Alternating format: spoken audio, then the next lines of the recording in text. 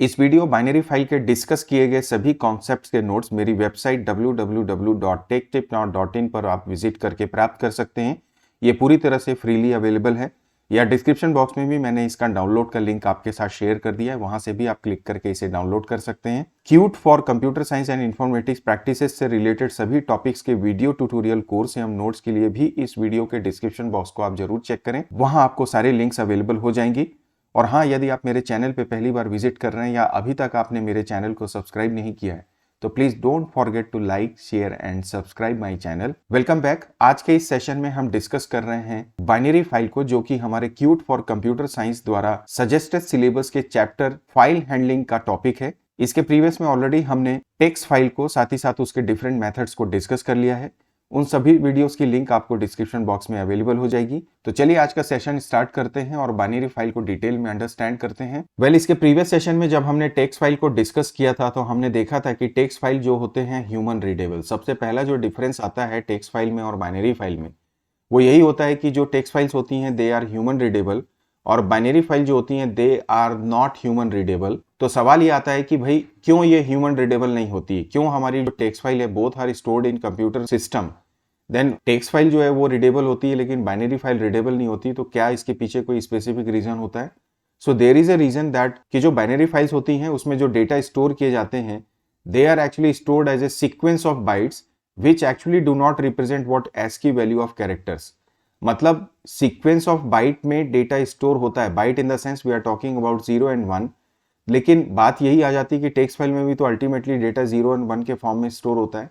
तो एक्चुअली होता क्या है, सपोज दैट आपने कोई टेक्स्ट फाइल बनाई, यहां पर लिखा हुआ है ABCD। अब आप जब इसे कंप्यूटर की जो मेमोरी होती है वहां पर जाके जब आप स्टोर करते हैं तो एक्चुअली क्या होता है, ये जो डेटा होता है या जो कैरेक्टर्स होते हैं ऑब्वियसली ये ASCII या यूनिकोड के फॉर्म में एक्चुअली जाकर हमारी मेमोरी पे क्या हो जाते हैं, स्टोर हो जाते हैं। अब ये ASCII या यूनिकोड जो होते हैं ऑब्वियसली ये हमारे जो प्री डिफाइंड कैरेक्टर्स हैं या जो हमारे कैरेक्टर्स होते हैं इनके प्री डिफाइंड इक्विवेलेंट्स होते हैं, pre defined equivalent of binary codes. तो इसका मतलब ये हो जाता है कि ये जो बाइनरी कोड के प्री डिफाइंड इक्विवेलेंट्स होते हैं जब ये मेमोरी में स्टोर होते हैं तो आप इसको डायरेक्टली क्या कर सकते हैं, किसी भी टेक्स्ट फाइल जैसे कि नोटपैड पे जाके डायरेक्ट एक्सेस कर सकते हैं और आसानी से आप इसे रीड कर सकते हैं।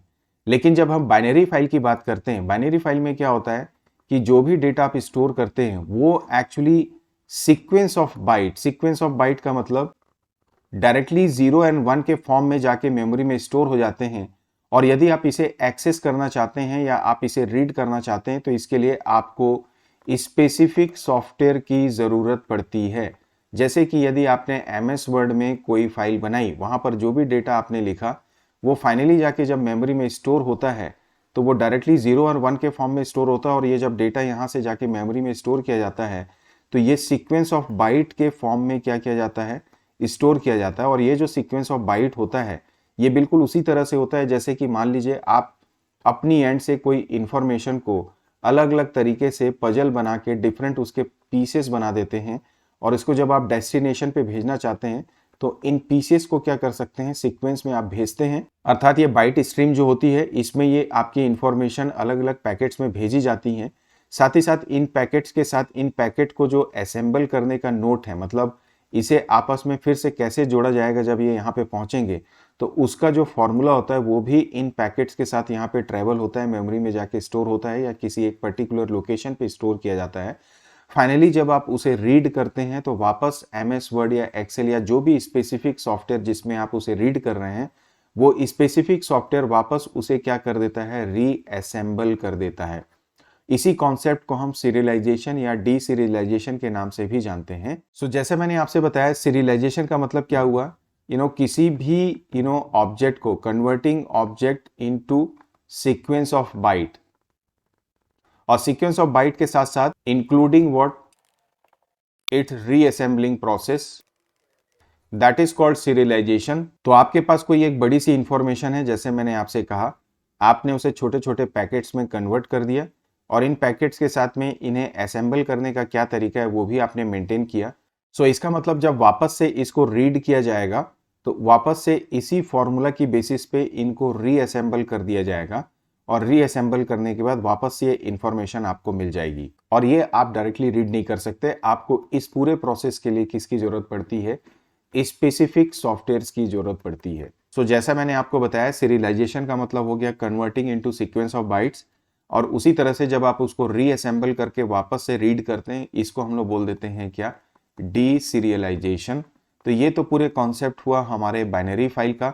वापस से अब इसके इंपॉर्टेंट पॉइंट्स को हम डिस्कस करते हैं। तो ये 2 पॉइंट्स जैसे मैंने आपको बताया, it stores data as a sequence of bytes, जो कि ASCII का रिप्रेजेंटेशन नहीं होता है। बाइनरी फाइल कभी भी ह्यूमन के द्वारा रीड नहीं की जा सकती, और इसे रीड करने के लिए आपको स्पेसिफिक सॉफ्टवेयर की जरूरत पड़ती है।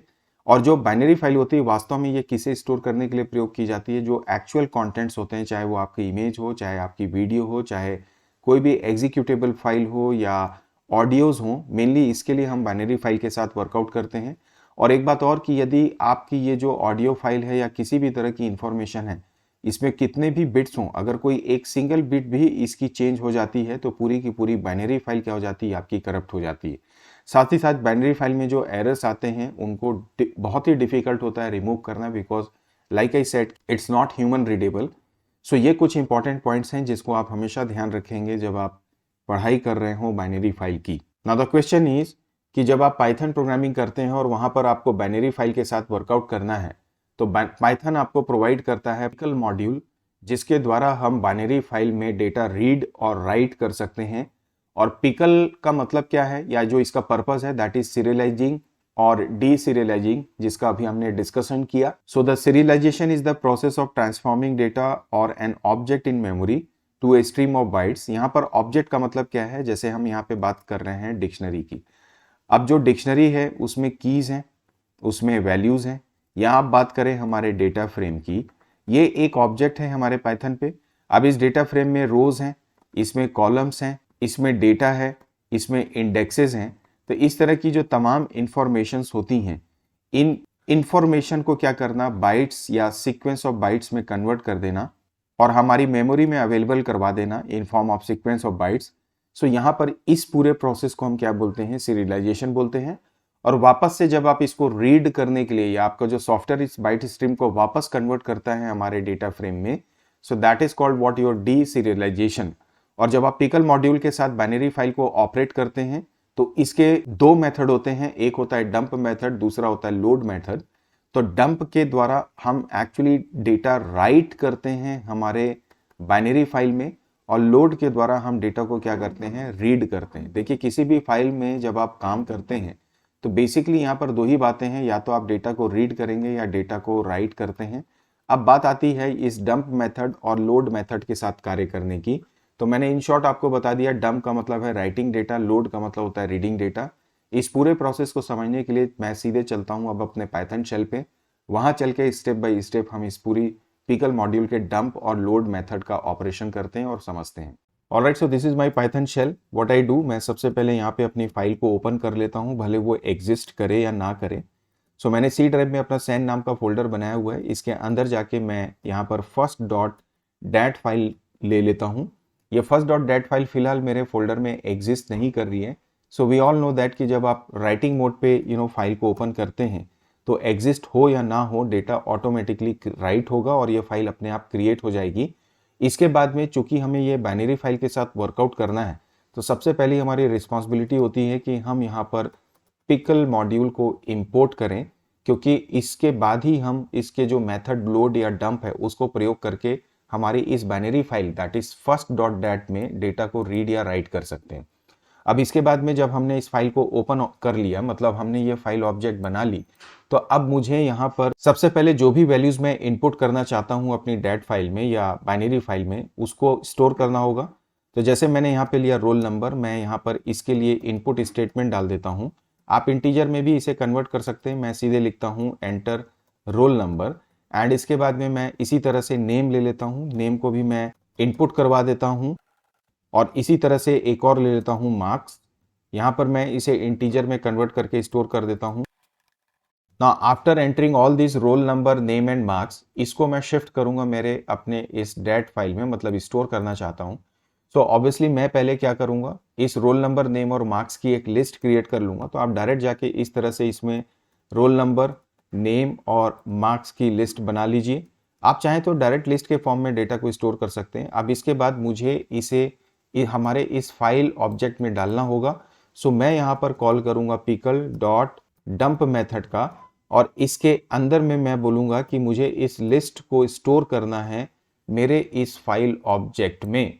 तो आप यहाँ पे लिख देंगे फाइल, और इस तरह से ये फाइल डंप हो जाएगी। और इसके बाद में सिंपली जो मैंने फाइल ओपन किया, जो मेरा फाइल ऑब्जेक्ट बना फाइल, इसे मैं यहाँ से क्लोज कर दूंगा, ताकि इफेक्टिवली मेरे फाइल ऑब्जेक्ट में ये जो डेटा है वो जाकर फर्स्ट डॉट डैट में स्टोर हो जाए। तो आप यहाँ पर ध्यान रखेंगे कि जब आप डंप मेथड को कॉल करते हैं तो ये डेटा राइट करने के लिए प्रयोग किया जाता है। इसमें आप दो आर्ग्यूमेंट का प्रयोग कर रहे हैं, एक है डेटा जिसे आप राइट करना चाहते हैं इन फॉर्म ऑफ लिस्ट, और जिस फाइल ऑब्जेक्ट जहां पर आपके ये फाइल की इंफॉर्मेशन है उस फाइल ऑब्जेक्ट का नाम यहाँ पे लिया जाता है। तो पहले होता है data to be stored and then the name of file object. इस तरह से अब ये मेरा पूरा प्रोसेस कंप्लीट हो चुका है। मैं इसे रन करूंगा। रन करने से पहले इसको मैं सेव कर देता हूं। तो मैं इसका नाम ही दे देता हूं फर्स्ट, और इसके बाद आप इसे सेव करें। जब आप एग्जीक्यूट करेंगे you will notice, you can see it is showing us invalid argument. So what I do, मैं अपने कोड में वापस चलता हूं। यहां पर आप इसके सामने डबल स्लैश प्लेस कर दीजिए। Now you try to run this code. तो आप देखिए यहाँ पर ये बोल रहा है एंटर रोल नंबर। मैंने यहाँ पे रोल नंबर डाला 1, मैंने नेम डाल दिया संजय, एंड इसके बाद मार्क्स डाल दिए 23, एंड इसके बाद में चूंकि मैंने कोई यहाँ पे एक्नॉलेजमेंट नहीं दी है, इसका मतलब मेरा ये वर्क सक्सेसफुली हो चुका है और मेरी बाइनरी फाइल में डेटा राइट हो चुका है। इसको क्रॉस चेक करने के लिए वापस से मैं अपने फोल्डर सैन में आ जाता हूँ, और यहाँ पर मेरी जो फाइल बनी है फर्स्ट डॉट डैट के नाम से, उसे मैं चेक कर लेता हूँ। So you can see here it is first dot that. अब इसे हम यहाँ पे रीड तो कर नहीं सकते, क्योंकि अगर आप इसे टेक्स्ट फाइल में ओपन करने की कोशिश करेंगे तो आप देखिए ये आपको गार्बेज वैल्यू शो कर रहा होगा। सो जब भी आप किसी बाइनरी फाइल को ओपन करते हैं किसी भी टेक्स्ट रीडर में, तो वहां पर या टेक्स्ट एडिटर में, तो वो आपको हमेशा गार्बेज के फॉर्म में डेटा को शो करता है। तो ये तो बात हुई हमारे डेटा को राइट करने की। अब मैं एक नई फाइल ले लेता हूं जहां पर फिर से मैं इस डेटा को रीड करना चाह रहा हूं। सो मैं सबसे पहले इंपोर्ट कर लेता हूं पिकल को, और उसके बाद मैं अपनी वापस से फाइल ऑब्जेक्ट क्रिएट करता हूं जहां पर मैं सेम उसी सी कोलन के अंदर यहाँ पर मुझे 2 बार बैकस्लैश डालना होगा। देन इसके बाद में मैं अपनी फर्स्ट डॉट डैट फाइल को ओपन कर लूंगा, और उसके बाद इस बार मैं इसे रीड के मोड में ओपन करना चाहता हूं, तो I will take this RB. And इसके बाद में जब डाटा को आप रीड करना चाहते हैं तो आप चाहें तो सीधे लिख सकते हैं प्रिंट, एंड प्रिंट में जाके आप लिख सकते हैं पिकल, एंड पिकल के बाद में हमें लगाना होगा डॉट, और डॉट के बाद में हम देंगे यहाँ पर लोड मेथड का प्रयोग करेंगे, और इसके बाद इसके अंदर हम इस फाइल ऑब्जेक्ट को ले लेंगे। इसके बाद हमारा काम खत्म। आप इसे डायरेक्टली रन करें। यहाँ पर ये बोलेगा सेकंड, मैं इसका नाम दे देता हूँ। आप इसे सेव करें। तो now you can notice here कि हमारा ये आउटपुट लिस्ट के फॉर्म में यहाँ पर डिस्प्ले हो रहा है। तो इस तरह से हम क्या कर सकते हैं, अपनी बाइनरी फाइल के डेटा को रीड भी कर सकते हैं। अब यहाँ पर कुछ और एक आध एग्जाम्पल दे के मैं आपको इसको क्लियर करना चाहूँगा। तो जैसे आपने यहाँ पर इसे प्रिंट किया, सो व्हाट आई डू कि मैं यहाँ पर सबसे पहली बात तो आप ये याद रखिएगा कि जब आप लोड करते हैं या जो भी बाइनरी फाइल का डेटा होता है वो इन फॉर्म ऑफ लिस्ट आपको रिटर्न किया जा रहा है। तो मान लीजिए आपने ये लिस्ट ले ली। इसके बाद यदि आप लिखते हैं फॉर आई इन से एल, तो आप यहाँ पे चाहें तो इस तरह से भी प्रिंट कर सकते हैं आई को। तो थोड़ा ये और फॉर्मल तरीके से आपकी स्क्रीन पे डिस्प्ले होगा। मैंने शायद यहाँ पर ब्रैकेट डाल दिया, ये मिस्टेक हो गई, आप इसे रिमूव कर दें। एंड इसके बाद एक बार आप फिर से इसे रन करने का प्रयास करें। You can notice this is how our data is displaying. इसी तरह से यदि आप एक प्रोग्राम बनाना चाहते हैं जहां पर कि आप काउंट करना चाहते हैं कि मेरी जो बाइनरी फाइल है फर्स्ट डॉट डैट, इसमें कितने नंबर्स हैं, मतलब जो डेटा स्टोर हुआ है उसमें कितने नंबर डेटा हैं, तो इस वर्क को करने के लिए व्हाट आई डू, मैं यहाँ पर थोड़ा सा इसे मॉडिफाई करता हूँ। मैंने ये डेटा को रीड कर लिया पिकल डॉट लोड के द्वारा। इसके बाद मैं यहाँ पे लिखता हूँ फॉर आई इन, लगाने के बाद में मैं यहाँ पर रेंज मेथड लेता हूँ। यहाँ पर मैं दे देता हूँ लेंथ ऑफ माई एल, जितनी मेरी लेंथ है उतने टाइम्स ये चलेगा। इसके बाद में मैं लिखता हूँ इफ, चूंकि मेरा डेटा वो इंटीजर हो सकता है, स्ट्रिंग भी हो सकता है, तो मैं डायरेक्टली स्ट्रिंग के फॉर्म में अपने डेटा को ले लेता हूँ। तो मैंने लिया एल और ब्रैकेट में इसकी पोजीशन प्लेस की एल आई। एल आई का मतलब ये है कि सपोज मेरी लिस्ट में 2 वर्ड्स हैं, तो this is my L0, this is my L1। तो एल आई लेने के बाद में मैं इसके एक मेथड का इस्तेमाल करूंगा इज एल नाम, और अगर ये ट्रू हो जाता है तो इसका मतलब हम एक काउंटर लगाते हैं c equal to c plus 1, all right. And इसके बाद में मैं यहाँ पर आके लिख देता हूँ प्रिंट। प्रिंट में जाने के बाद में मैं यहाँ पर c को डिस्प्ले कर देता हूँ। आप चाहें तो इसको और फॉर्मल कर सकते हैं, total number of integers and so on. फिलहाल मैं इसे ऐसे ही रख देता हूँ। चूंकि मैंने यहाँ पे काउंटर लिया तो इसे 0 से इनिशियलाइज करना होगा। अब आप इसे रन करें तो आप देख सकते हैं यहाँ पर ये बता रहा है there are total 3 numbers. So what I do here, मैं यहाँ पर आपको इस लिस्ट को भी प्रिंट कर देता हूँ सो दैट हमको क्लैरिटी रहे कि टोटल वाकई में 3 नंबर्स हैं या नहीं है। तो वापस से मैं एक बार इसे प्रिंट भी कर लेता हूँ, फिर इस काउंटर को भी प्रिंट कर देता हूँ। अब अगर आप इसे रन करेंगे तो आपको पूरी तरह से पिक्चर क्लियर हो जाएगी कि अब वाकई में यहाँ पे 3 नंबर्स हैं या नहीं हैं। और साथ ही साथ मैंने यहाँ पर c इक्वल टू 0 को हटा दिया। मैं वापस से इसे ले लेता हूँ और अब इसके बाद इसे रन करता हूँ। तो अब आप नोटिस करेंगे, देखिए ये मेरा है ओरिजिनल डेटा बाइनरी फाइल का, और ये देखिए टोटल 3 डिजिट्स आपको रिटर्न कर रहा है। मतलब ये 1 हुआ, ये 2 हुआ और ये 3। टोटल कितने डिजिट्स हो गए हमारे पास या नंबर हो गए 3। So this is how I mean we all can understand कि किस तरह से बाइनरी फाइल क्या होती है। बाइनरी फाइल में डेटा रीड कैसे किया जाता है, राइट कैसे किया जाता है, डंप क्या होता है, लोड क्या होता है, और एक छोटा सा प्रोग्राम जहाँ से हमने समझने की कोशिश की कि किस तरह से बाइनरी फाइल के ऊपर क्वेश्चंस भी किए जा सकते हैं। फर्दर प्रैक्टिस के जो क्वेश्चन है वो आने वाले सेशन में मैं आपके साथ डिस्कस करूंगा। आज का सेशन यहीं पे क्लोज करेंगे। तो नेक्स्ट सेशन में फिर से मिलते हैं अपने नए चैप्टर, नए सॉल्यूशन, नए कॉन्सेप्ट के साथ में।